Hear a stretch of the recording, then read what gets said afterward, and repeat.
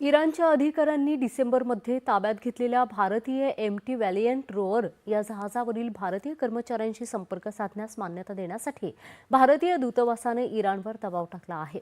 या जहाजावर 16 भारतीय नागरिक कर्मचारी म्हणून होते। याशिवाय कायदेशीर बाब असल्यास त्यासाठी मान्यता देण्यासही इराणला सांगण्यात आलं आहे।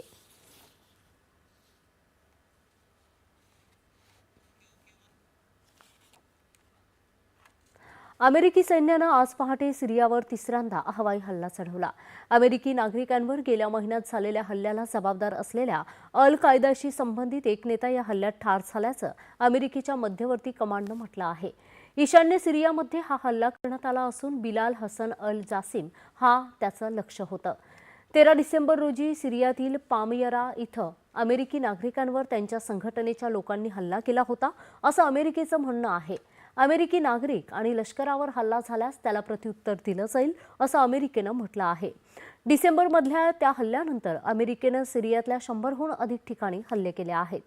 दरम्यान ग्रीनलँडला ताब्यात घेण्यास विरोध करणाऱ्या 8 युरोपीय देशांवर फेब्रुवारीपासून 10% कर आकारण्याची घोषणा अमेरिकेचे राष्ट्राध्यक्ष डोनाल्ड ट्रम्प यांनी केली आहे। Denmark, Norway, Sweden, France, Germany, UK, Netherland आणि फिनलँड या देशांना या अतिरिक्त कराचा फटका बसणार आहे।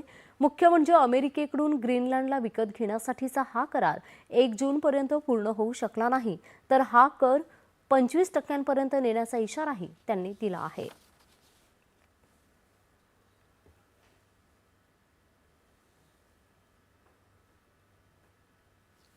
दादर इथल्या इंडियन एज्युकेशन सोसायटी पुढील दशकाची रचना या वार्षिक प्रदर्शनानं